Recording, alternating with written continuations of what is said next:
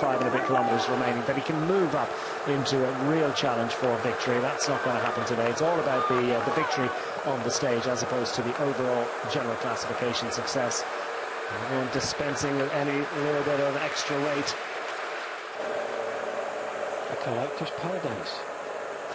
It's a blizzard of bottles, bidons, and gel wrappers, all of which will be hoovered up by the cleaning up crews here. A real challenge for our motors to keep these riders in focus. A challenge for these riders to maintain the focus after 5 days and 170 kilometres of racing at this point. And Soudal-Quickstep's gone on the attack, counter coming from the Lidl Trek squad. This an attack or just about setting a tempo? I think it's more the former.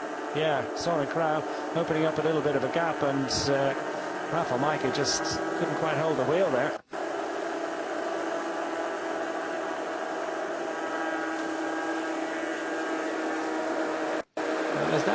Was that an attack, or was that Lidl Trek just a little bit concerned that perhaps Ben Healy might be a threat to Skelmose's second place? Second place, yeah. That's the reason now that Skelmose, a white jersey, second in the general classification, wants to keep that, and Ben Healy just getting a little bit close to that situation. But it's nice to see that Ben Healy is trying to win the stage as well, and trying to work together with Gregoire, because if you're going for the general classification, you just sit on the front and ride as hard as you can.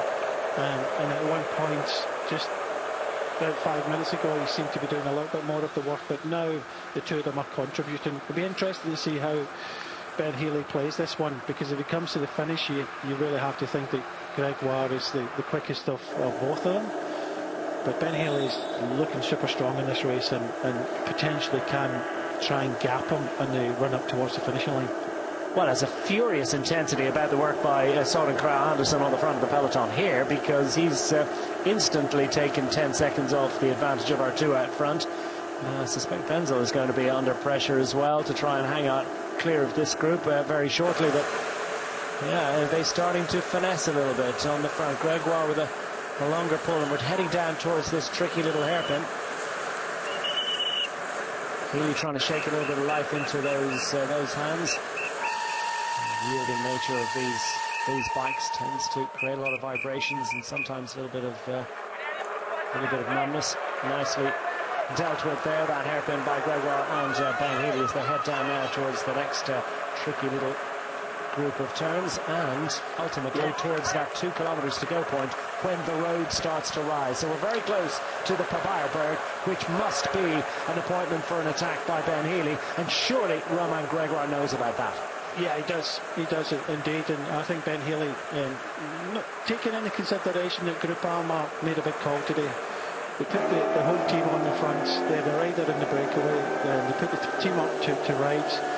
Pressure on Gregoire to deliver this one. Ben Healy, well, he decided not to contribute there, so he's just sitting in the wheel of Gregoire, waiting to pounce. And I think when we come on to this climb, he has to pick his moment, and we know Ben Healy's strong enough to get rid of Gregoire. What has Gregoire got left? Yeah, does he wait for the steepest part of the climb, which is not the very beginning of the climb? It's in 10% average for those 800 metres, but there is a moment. Yeah, you have to do it sooner than later. You have to use the steepest part to your advantage. If you get further up this climb, then this is what he's doing. He's starting to wind it up. This is what he has to do. Gregoire, the closer he gets to the top of this climb, the more he can dig deep to hang on. Squeeze from Ben Healy. Mightn't look like it, but I think it probably does. It looks like it's an intense moment, but does he have a little bit more to give when they reach that 15% point? Certainly a more intense contribution here from Healy than it was even the last lap round. Soudal-Quickstep has dragged this one down to within 48 seconds approaching the climb, so it's a strong situation for Matthias Skelmose to retain his second place overall and lead at the young rider classification to go with that. But will it be enough indeed for those riders to get into contention for stage honours? Healy goes again, sits down momentarily. They reach that particularly steep part of the climb. Gregoire looks like he's in control of this one. Hasn't looked as if he's about to crack any moment soon. Brandon McNulty into position with that yellow jersey, into the leading 3-4 riders at the front of the group, as Narvaez on the wheel of looking pretty strongly indeed on the wheel of Soren Krauss. Hirschi in position as well. Carapaz moving up. Healy still out of the saddle, still pushing. Gregoire, no signs of cracking just yet. I think Gregoire looks good here. And up to crest the top of the climb, and Gregoire's still there, and he's going to launch an attack. Gregoire goes for glory. Will Healy be able to respond? Up and over the top. Healy slumps back into the saddle. A couple of bike lengths open. Gregoire's racing clear here. Gregoire has a little look over his shoulder and gets the signal to persevere with the effort.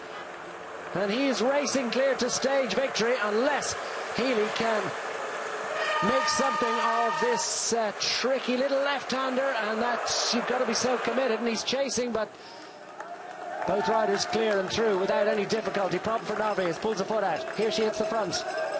Carapaz in position.